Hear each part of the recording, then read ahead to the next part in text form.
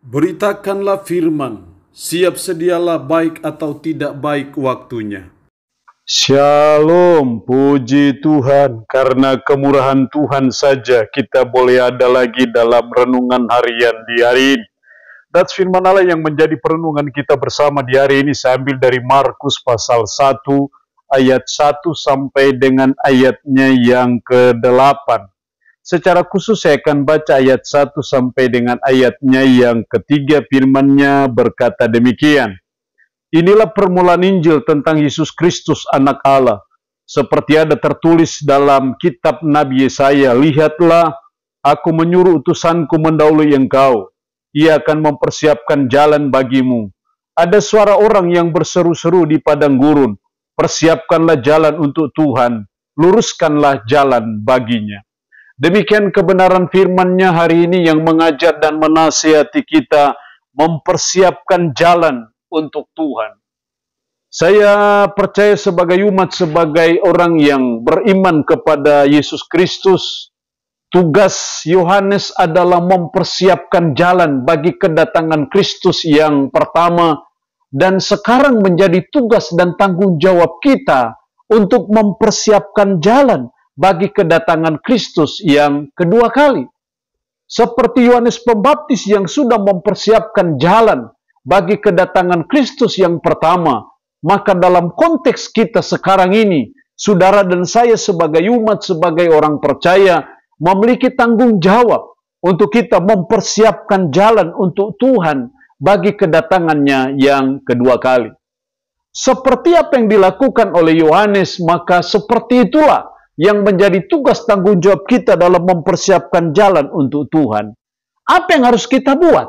Apa yang harus kita lakukan? Apa yang harus kita kerjakan dalam mempersiapkan jalan untuk Tuhan bagi kedatangan Kristus yang kedua kali? Dalam ayatnya yang keempat, demikianlah Yohanes Pembaptis tampil di padang gurun dan menyerukan, bertobatlah dan berilah dirimu dibaptis, dan Allah akan mengampuni dosamu. Bertobatlah.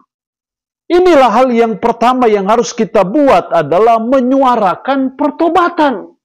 Menyuarakan supaya umat bertobat dan memberi diri dibaptis, dan Allah akan mengampuni dosanya.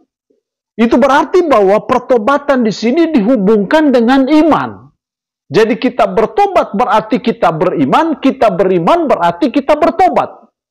Walaupun ada pertobatan dalam kehidupan kita sehari-hari, tapi konteks ayat ini menunjukkan pertobatan awal yang dihubungkan dengan iman. Jadi ketika kita bertobat menyadari akan keberdosaan kita, dan kita beriman kepada Yesus Kristus sebagai Tuhan, sebagai penyelamat kita satu-satunya.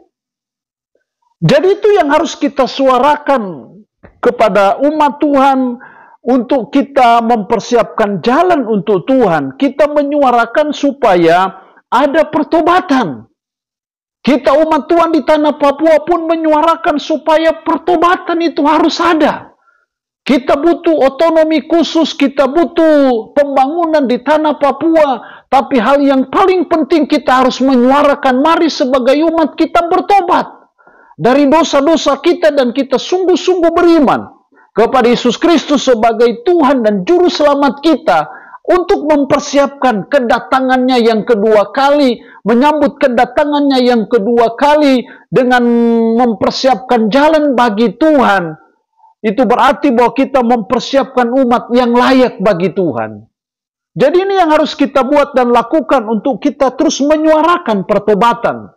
Dimanapun kita ada, dimanapun kita memberitakan firman, suara pertobatan itu harus terus dikumandangkan, harus terus disuarakan. Karena saya percaya dengan bertobat dari dosa-dosa kita, dan akhirnya sungguh-sungguh kita beriman kepada Kristus, dan akhirnya kita mengalami pengampunan dosa. Dan ketika kita mengalami pengampunan dosa, pasti berkat Tuhan dicurahkan. Karena seringkali yang menghambat berkat Tuhan itu adalah dosa. Tapi saya percaya ketika kita bertobat, kita beriman, dan kita mengalami pengampunan dosa, maka tidak ada lagi penghambat untuk Tuhan memberkati kita sebagai umat, sebagai orang percaya. Jadi hal yang pertama dalam mempersiapkan jalan untuk Tuhan adalah menyuarakan pertobatan. Yang kedua, Dalam ayat 7, inilah yang diberitakannya, sesudah aku akan datang, ia yang lebih berkuasa daripadaku. Membungkuk dan membuka tali kasutnya pun aku tidak layak. Aku membaptis kamu dengan air, tetapi ia akan membaptis kamu dengan Roh Kudus.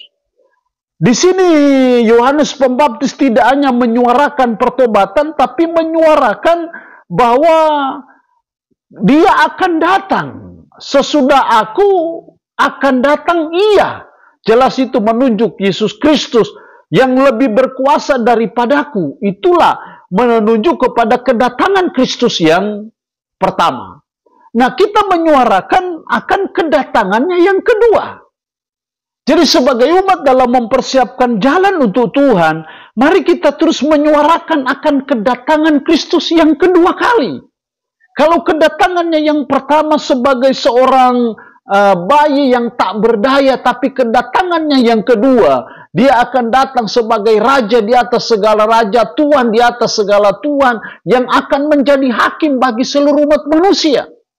Makanya firman-Nya berkata bahwa ketika Kristus datang, maka semua lutut akan bertelut dan semua lidah akan mengaku bahwa Yesus Kristus adalah Tuhan.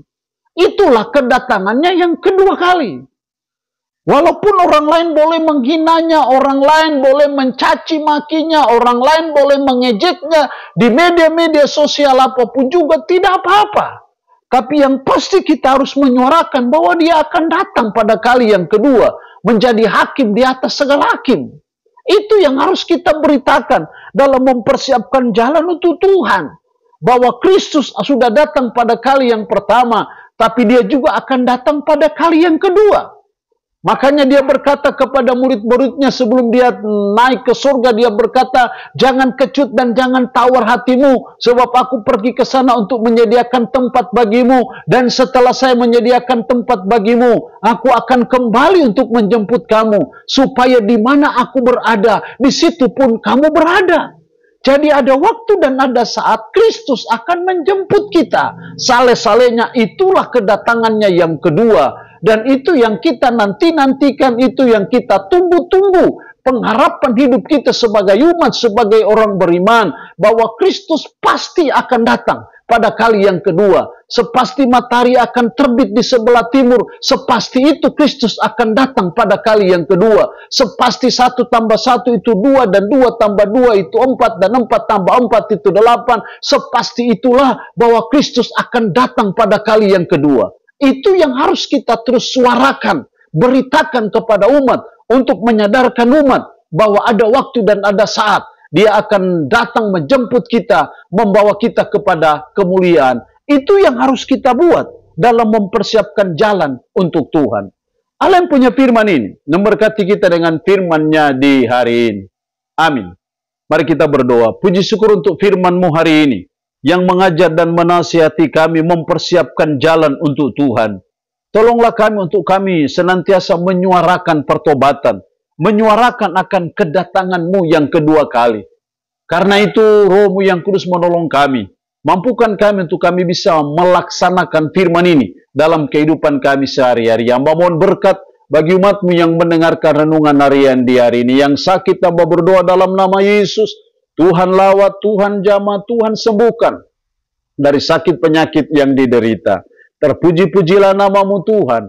Dalam nama Tuhan Yesus Kristus kami berdoa. Amin. Shalom. Tuhan Yesus memberkati kita dengan firman-Nya di hari ini.